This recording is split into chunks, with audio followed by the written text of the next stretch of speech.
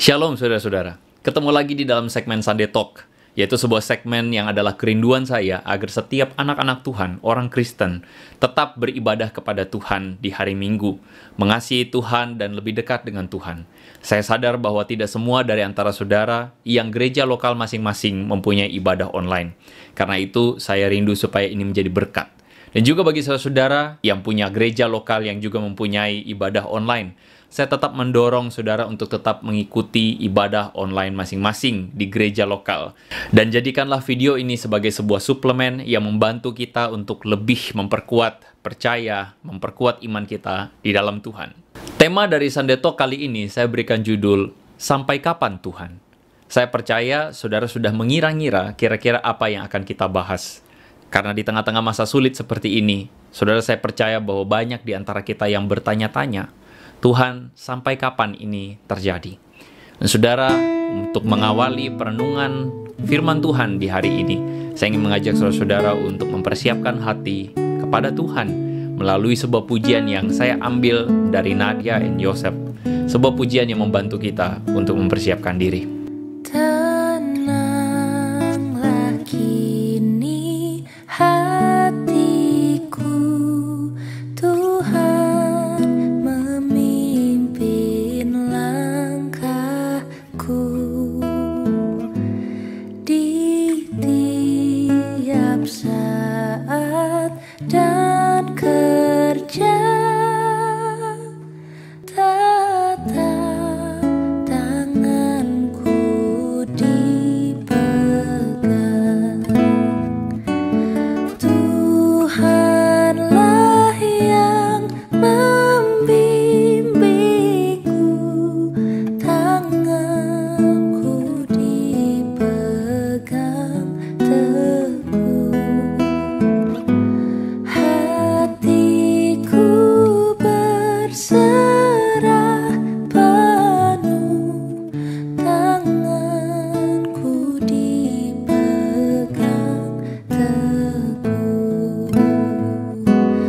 Tuhanlah yang membimbingku, tanganku dipegang teguh, hatiku berserah penuh, tanganku dipegang teguh, tanganku dipegang teguh.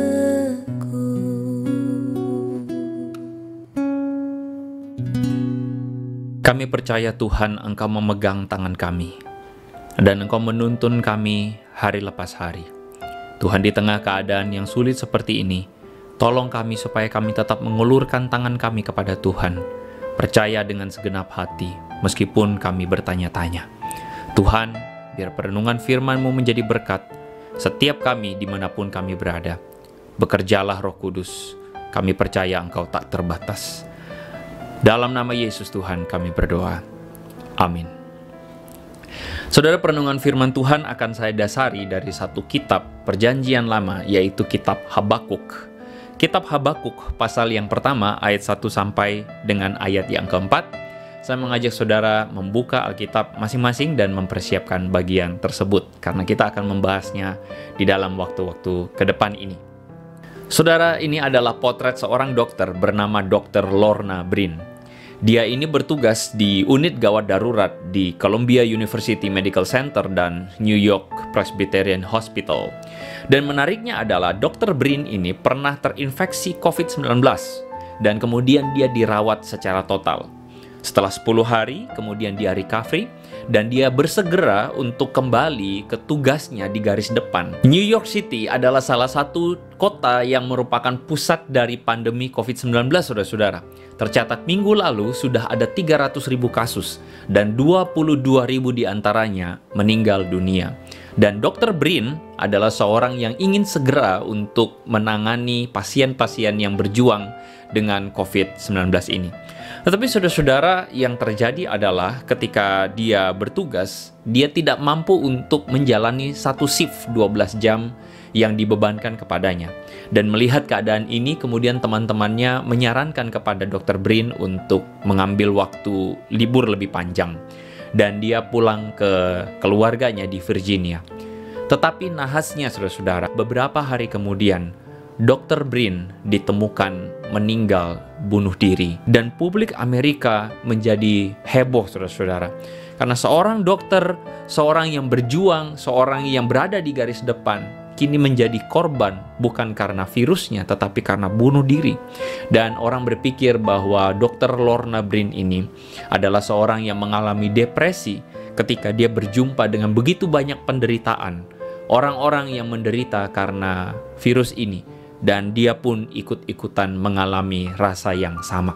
Saudara, ketika saya meneliti data yang ada di sini, saudara-saudara, sejak masa pandemi, Perhimpunan Dokter Spesialis Kedokteran Jiwa itu melaporkan ada 1.522 orang melakukan pemeriksaan psikologis. Dan menariknya saudara-saudara, 64,3% diantaranya diketahui memiliki masalah pada kesehatan jiwanya. Ini adalah sebuah data yang memberikan kepada kita sebuah fakta. Fakta bahwa perjuangan kita melawan pandemi yang ada ini sungguh tidak mudah. Banyak di antara kita mengalami rasa depresi, mengalami rasa frustasi, di tengah-tengah keadaan yang tidak membaik, pekerjaan yang terhenti, usaha yang macet saudara-saudara, dan bahkan ada di antara kita yang kehilangan orang-orang yang kita kasihi, kehilangan teman kita, kehilangan anggota keluarga, pasangan, orang tua, bahkan mungkin saudara-saudara kita pun sedang bergumul di dalam penyakit ini saudara-saudara. Sangatlah wajar bagi kita untuk bertanya kepada Tuhan, Tuhan, keadaan ini sudah terlalu lama.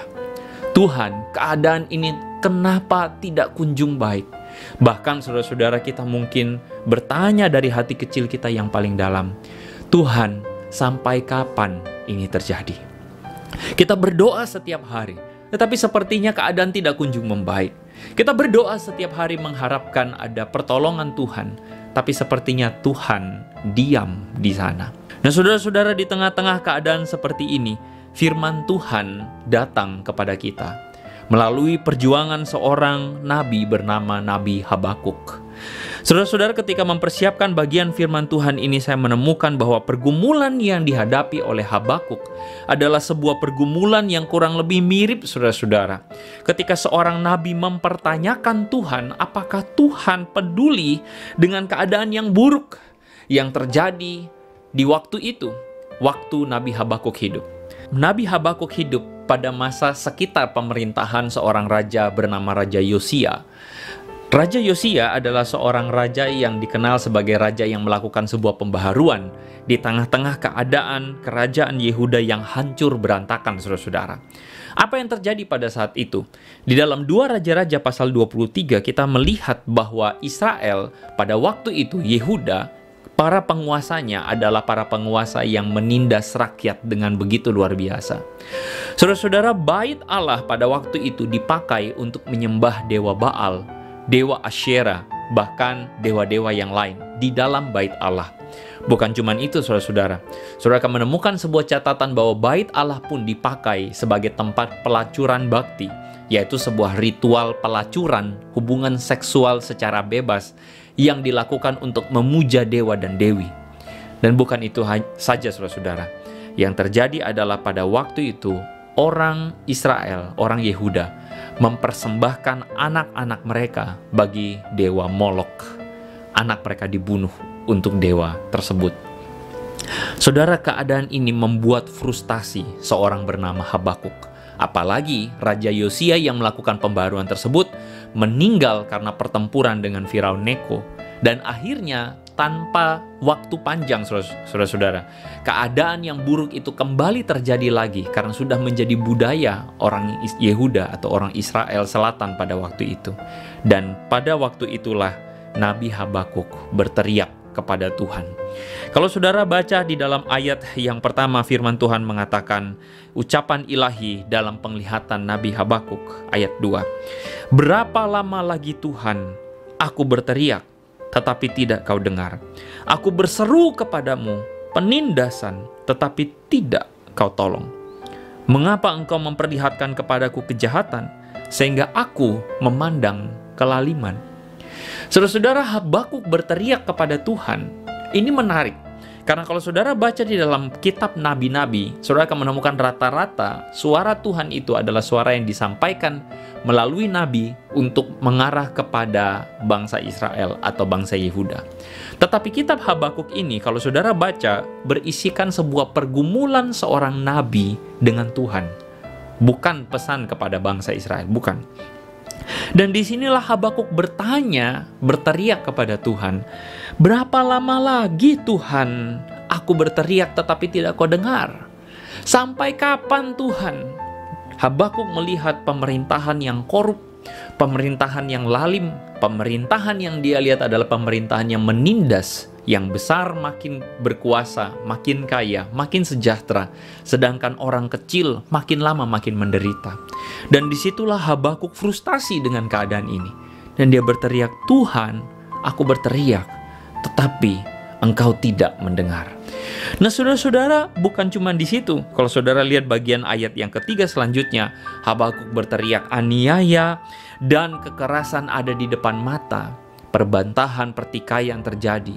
Itulah sebabnya hukum kehilangan kekuatannya dan tidak pernah muncul keadilan. Sebab orang fasik mengepung orang benar. Itulah sebabnya keadilan muncul terbalik. Habakuk berteriak, sampai kapan Tuhan aku melihat kekerasan dan ketidakadilan di depan mataku? Sampai kapan Tuhan? Seakan-akan Habakuk ingin bertanya kepada Tuhan, Tuhan, kalau memang betul engkau itu baik, kalau memang betul engkau itu ada, dan kalau memang betul engkau mengasihi umatmu Israel, Tuhan, bersegeralah menolong umatmu ini. Bersegeralah mendengar teriakan dari orang-orang kecil yang ditindas. Bersegeralah mendengarkan penderitaan umatmu ini, kata Habakuk, seorang nabi yang berseru kepada Tuhan. Tetapi saudara-saudara, sekali lagi, Habakuk mempersepsikan bahwa Tuhan diam di sana. Saudara, kalau ketika kita berbicara tentang mempertanyakan Tuhan, mungkin sebagian dari saudara langsung merasa risih, tidak nyaman. Kenapa? Karena pikiran kita adalah ketika kita mempertanyakan Tuhan, maka kita itu berdosa. Bahkan mungkin saudara sejak kecil kita dikatakan jangan bertanya, jangan bertanya kenapa. Jangan tanya kok Tuhan begini, kok begitu, karena dosa. Saudara-saudara, tidak heran akhirnya bagi sebagian orang, bahkan saya pikir bagi generasi muda saat ini, generasi tempat di mana saya berada, saya melihat sebuah fenomena bahwa orang-orang muda akhirnya mempunyai sebuah pandangan bahwa agama itu adalah sesuatu yang memanipulasi nalar pikir manusia. Agama itu dianggap merepres apa yang menjadi akal sehat. Agama itu melarang orang bertanya, kenapa, mengapa, kok bisa, dan sebagainya, saudara-saudara. Nah, saudara-saudara, setidaknya itulah framing yang sebenarnya keliru soal iman Kristen. Saudara, saya menemukan ada beberapa contoh. Ada orang-orang yang mempunyai kisah pernah bertanya kepada pendeta mungkin atau hamba Tuhan. Dan kemudian jawaban dari pendeta atau hamba Tuhan tersebut adalah jawaban yang tidak memuaskan. Hanya dengan sebuah perkataan, pakai iman saja. Jangan pakai akal, jangan pakai rasio. Nanti kamu sesat, nanti kamu ateis. Saudara-saudara, saya menyesalkan jawaban-jawaban seperti itu. Karena saya percaya bahwa iman Kristen tidak seperti itu. Saudara-saudara, kita harus punya akal sehat. Kita harus punya rasio. Karena kita beriman pada sesuatu yang kita tahu. Kita beriman pada sesuatu yang bisa kita nalar, saudara-saudara. Seringkali orang itu menabrakkan antara iman dan akal budi. Tetapi bagi saya, Tuhan dengan jelas mengatakan, kasihilah Tuhan Allahmu dengan segenap akal budimu. Saudara-saudara, sehingga akal budi kita adalah sesuatu yang harus kita pakai. Saudara, kalau orang berpikir bahwa iman Kristen sekali lagi adalah iman yang memandulkan akal budi, itu salah besar. Saudara, setidaknya peristiwa reformasi 31 Oktober 1517, reformasi gereja, membuktikan kepada kita bahwa iman Kristen itu bukan memanipulasi nalar manusia. Saudara, memang kita menyesalkan sejarah ini pernah terjadi. Pada waktu itu, gereja barat yang diwakili oleh gereja Katolik benar-benar mendominasi seluruh kehidupan masyarakat pada saat itu. Bahkan tidak jarang di antaranya praktik-praktik yang tidak sesuai dengan kebenaran firman Tuhan dilakukan, dan kita menemukan bahwa semuanya itu tidak sesuai, tidak benar.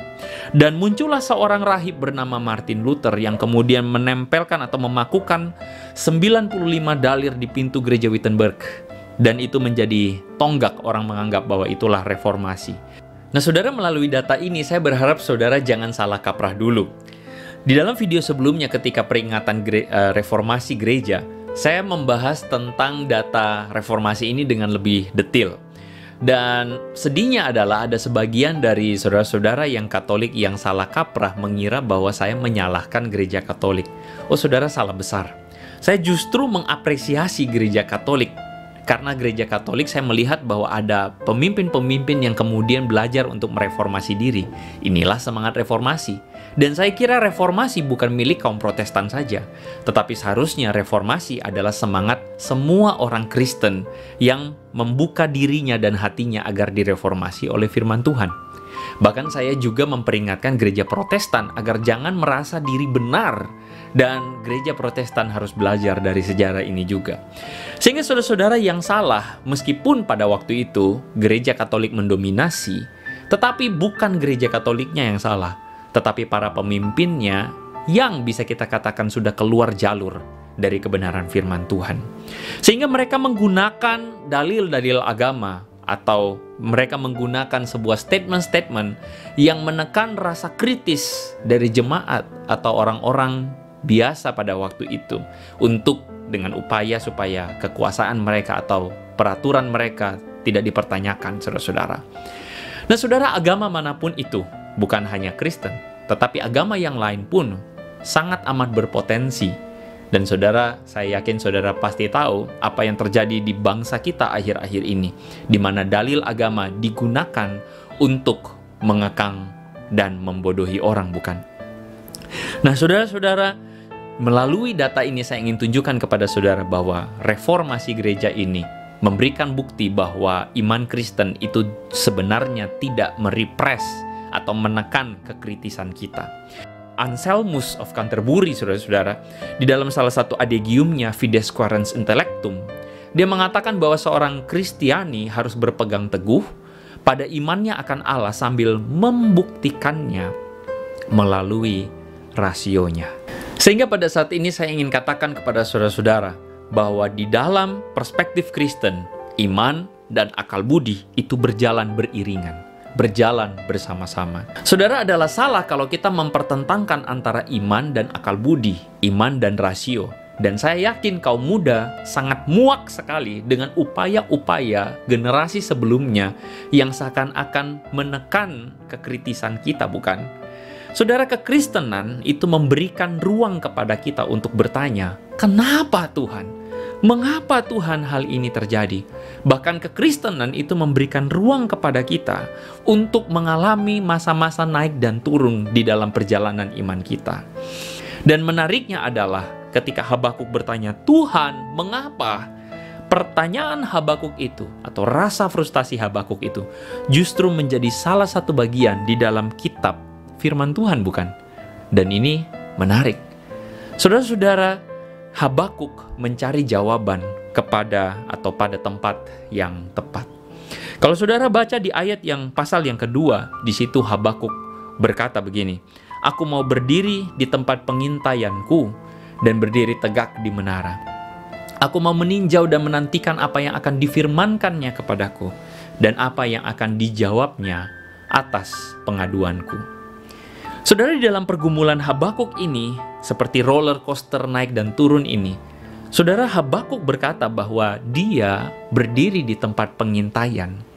Kalau saudara membaca kisah perjanjian lama, saudara akan menemukan bahwa banyak di antara para nabi itu melakukan sebuah tindakan-tindakan simbolikal. Jadi mereka melakukan sebuah tindakan yang ekstrim untuk menunjukkan apa yang menjadi pergumulan mereka, suara Tuhan, dan maknanya apa. Nah, Habakuk ini, dia melakukan sebuah tindakan di mana dia berdiri di menara pengintaian. Dan saya menemukan ada dua hal yang menarik melalui tindakan Habakuk ini. Saudara, orang yang berada di menara pengintaian yang dilakukan oleh orang tersebut adalah menanti. Habakuk sementara menanti dengan percaya kepada Tuhan. Saudara-saudara, tidak ada di antara kita yang suka untuk menanti, menunggu. Dunia kita adalah dunia yang begitu cepat. Kayaknya kalau membuang waktu sedikit saja itu rasanya udah dosa besar, saudara-saudara. Semua orang ingin cepat, semua orang ingin selesai duluan.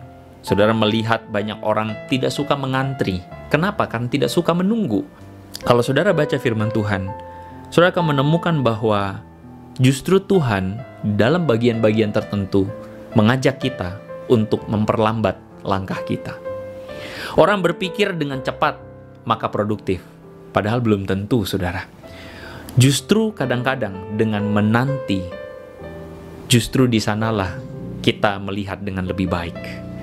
Saudara, ketika menanti, ada sebuah tindakan untuk mempercayakan segala beban pikiran kita kepada Tuhan. Kadang kita berpikir karena kita tidak mampu mengatasi beban pikiran kita. Kita berusaha untuk dengan segala upaya kita untuk membereskan semua permasalahan itu. Bahkan kalau perlu dengan segala kekuatan kita, dengan jalan pintas, kita pun ingin menyelesaikan masalah. Tetapi kita mesti mengakui, kadang-kadang justru dengan tidak bisa diam, kita justru memperkeruh suasana. Saudara-saudara, saya yakin tidak sedikit di antara kita yang pada saat hari ini, waktu-waktu ini, kita penuh dengan beban berat. Kita penuh dengan segala kekhawatiran. Tetapi, bisakah saudara belajar menanti? Bukan berarti kita tidak produktif, tetapi menanti di situ adalah sebuah tindakan aktif kita untuk percaya bahwa Tuhan tidak lepas kendali. Saudara-saudara, hal kedua yang Habakuk lakukan bukan cuma menanti, tetapi berdiri di menara pengintaian itu artinya melihat dengan perspektifnya Tuhan. Nah, saudara, ketika seorang berdiri di menara pengintaian, tidak ada menara pengintaian itu yang tingginya itu setara dengan setara dengan jalan biasa, saudara. Yang namanya menara itu pasti berada di atas, saudara. Kenapa? Karena menara itu dipakai supaya orang yang berada di sana bisa melihat sampai kejauhan. Melihat dengan perspektif yang berbeda dari orang-orang yang berada di bawah, saudara-saudara. Sehingga saudara, ketika Habakuk berada di menara pengintaian, yang dia lakukan adalah dia menengadah kepada Tuhan, dia melihat kepada Tuhan. Dan di situ adalah sebuah simbol di mana dia ingin melihat dari perspektifnya Tuhan. Kenapa, saudara? Karena perspektif Allah dan perspektif manusia itu berbeda jauh. Bukankah firman Tuhan mengatakan begitu tingginya rancangan-rancangan Tuhan dibandingkan dengan rancangan kita? Betul bukan? Dan kita diajak untuk melihat dari perspektif yang sama, perspektifnya Tuhan. Ketika Habakuk berdiri di menara pengintaian dan melihat dari sana, ini adalah sebuah tindakan yang mengajak kita untuk sama-sama kita mengoreksi apa yang menjadi persepsi kita sebagai manusia biasa hari ini. Saudara, Habakuk berpersepsi bahwa Tuhan itu diam. Di tengah keadaan yang demikian, dia berteriak kepada Tuhan, "Tuhan, kenapa engkau diam?" Dan mungkin kita pun mengalami hal yang sama hari ini. Kita frustasi dan mengatakan, "Tuhan diam." Kita berdoa agar beban-beban kita terangkat. Kita berdoa supaya jalan-jalan kita ini dibukakan oleh Tuhan. Kita berdoa bahwa di tengah kesulitan ekonomi yang ada, Tuhan buka jalan. Kita berdoa di tengah pergumulan kesehatan yang kita alami, Tuhan menyatakan mujizat. Terkadang orang begitu mudah menyalahkan Tuhan di dalam posisi seperti ini. Tetapi mungkin yang salah adalah doa kita. Atau mungkin lebih tepatnya yang salah adalah persepsi kita. Allah terkesan diam, tetapi saudara-saudara, tidak berarti dia tidak bekerja. Ketika Allah terkesan diam, tidak berarti Allah itu tidak bekerja.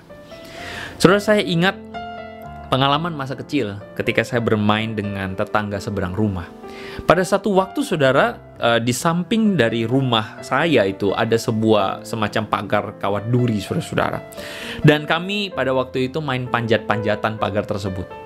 Dan insiden terjadi. Teman saya pada waktu itu tanpa sengaja dia terpeleset dan kemudian tangannya, kalau saya tidak salah, kena pagar kawat duri tersebut dan kemudian sobek panjang.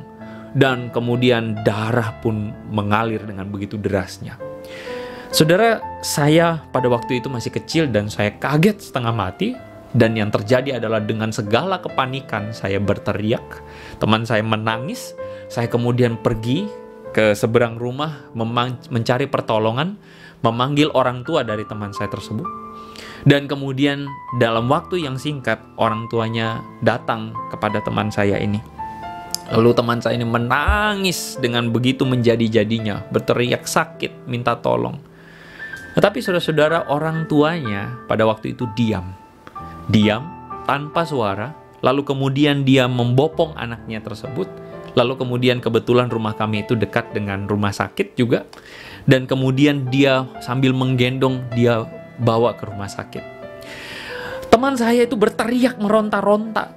Tetapi orang tuanya diam saja sambil membopong. Lalu dia mengatakan diam, tenang. Saudara, kisah ini ketika saya ingat kembali, saya refleksikan, saya berpikir kalau saya jadi orang tuanya, apa yang saya lakukan? Saudara, saya percaya sebagai saudara-saudara yang punya anak sudah jadi orang tua, saudara pun sadar kalau saudara ikutan panik, maka keadaan akan menjadi semakin buruk, bukan? Tetapi hal yang terbaik di tengah keadaan kepanikan yang terjadi, saudara sebagai orang tua, saudara menenangkan anak saudara, dan dengan tenang dan berusaha untuk diam, saudara tetap bekerja, membawa anak saudara tersebut ke rumah sakit. Bekerja tidak selalu harus ribut, bukan? Tuhan meskipun terkesan diam, Tuhan itu bukan berarti tidak sedang bekerja. Dia justru bekerja di belakang layar. Dia justru bekerja dengan caranya yang agung dan mulia itu. Kitanya saja yang terlalu panik. Kitanya saja yang sebagai manusia terbatas ini, manusiawi sih. Kita seperti anak kecil yang meronta-ronta. Seperti anak kecil yang menginginkan jawaban instan. Padahal bukan berarti Tuhan diam. Dia memang bekerja, tetapi bekerja di dalam keheningan. Saudara-saudara, apa yang kita alami hari ini? Jangan lupa, Tuhan tetap bekerja. Bukan cuma persepsi ini saja, saudara-saudara, mengenai Allah yang diam, tetapi mengenai sesuatu yang baik. Saudara, ketika saya menggumulkan teks ini dan saya melihat keadaan kita hari ini, saudara, saya menemukan bahwa mungkin yang salah dari kita adalah kita tidak bisa mendefinisikan apa itu baik. Saudara, saya ingin katakan bahwa sesuatu yang baik tidak harus selalu menyenangkan kita. Masalah kita manusia adalah kita berpikir yang baik itu pasti menyenangkan kita, bukan? Kita berpikir sesuatu yang menyenangkan kita ini yang baik. Padahal saudara-saudara, sesuatu yang baik belum tentu menyenangkan hati kita. Saudara, dari kejadian yang sama, saudara-saudara, teman saya itu sobek. Dan orang tuanya kemudian membawanya ke rumah sakit. Dan di sanalah, di rumah sakit, dilakukan tindakan medikal. Tindakan apa, saudara? Dijahit lukanya. Tahukah saudara, pada waktu itu sayangnya adalah obat bius habis. Dan yang terjadi adalah dokter kemudian mengambil jarum lalu kemudian menjahit luka teman saya tersebut. Saya dengar dari belakang jendela, saudara. Teman saya berteriak minta ampun. Teriak dengan menjadi-jadi, saudara-saudara. Dan orang tuanya dengan tetap memegang tangan anaknya, dengan tetap memegang supaya anaknya itu berhenti meronta, diam. Dan dokter kemudian menjahit lukanya tersebut. Saudara, saya yakin kalau kita berada dalam posisi anak tersebut, kita bahkan memandang orang tua kita jahat. Kenapa? Karena orang tua kita membiarkan dokter menjahit lukanya dengan begitu luar biasa. Sakit. Tetapi sesuatu yang sakit belum tentu buruk buat kita. Justru yang sakit itu baik buat kita. Saudara, saya tidak mau mengecilkan masalah yang saudara alami hari ini. Serius, saya tahu tidak mudah Bagi saudara yang bergumul dengan keadaan wabah, bahkan bisa dikatakan mungkin resesi yang kita alami dalam kehidupan pribadi kita hari ini. Saya tidak mau mengecilkan semuanya. Saya berjumpa dengan banyak orang yang bergumul, saya tahu tidak mudah. Tetapi saudara-saudara, bisakah saudara melihat bahwa sesuatu yang baik itu tidak selalu menyenangkan kita? Hari ini mungkin kita menabur air mata. Hari ini mungkin kita menabur kesedihan. Tetapi ingat bahwa Tuhan sedang bekerja untuk sesuatu yang baik. Tuhan sedang bekerja di dalam sisi-sisi tertentu yang mungkin inilah saatnya bagi kita untuk belajar melihat ada kebaikan yang esensial dari hanya sekadar sesuatu yang menyenangkan hati kita. Kalau saudara baca di dalam Habakuk pasal yang kedua, di ayat yang keempat, Tuhan mengatakan kepada Habakuk, sesungguhnya orang benar akan hidup oleh percayanya. Saudara-saudara, itulah sebabnya yang membedakan antara iman Kristen dengan orang dunia adalah soal iman. Di tengah-tengah keadaan orang yang mulai kehilangan kendali, kehilangan kuasa atas dirinya, kehilangan kuasa atas keadaan, orang bingung, orang menjadi goncang. Tetapi justru disinilah anak-anak Tuhan diajar Tuhan untuk hidup oleh iman, hidup oleh percaya kepada Tuhan, percaya bahwa Tuhan sedang bekerja, percaya bahwa Tuhan tidak kehilangan kendali, percaya bahwa Allah hadir di dalam masa-masa yang paling sulit sekalipun, percaya bahwa waktu Tuhan tidak pernah terlambat dan selalu terbaik. Nah, saudara-saudara, untuk menutupi perenungan firman Tuhan hari ini, saya ingin mengajak setiap kita untuk menundukkan hati kita, pikiran kita kepada Tuhan. Bila kau izinkan sesuatu terjadi, ku percaya semua untuk kebaikanku. Bila nanti telah tiba waktuku, ku percaya kuasa-Mu memulihkan hidupku. Waktu Tuhan pasti yang terbaik, walau kadang tak mudah dimengerti. Lewati cobaan, ku tetap percaya waktu Tuhan pasti yang terbaik.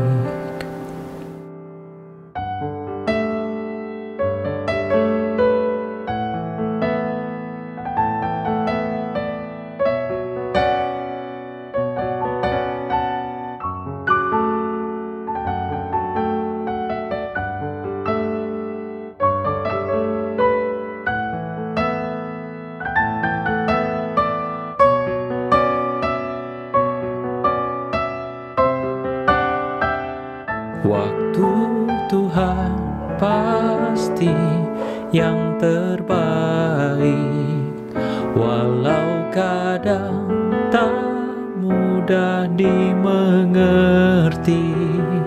Lewati cobaan, ku tetap percaya waktu Tuhan pasti yang terbaik. Lewati cobaan, ku tetap percaya waktu Tuhan pasti yang terbaik.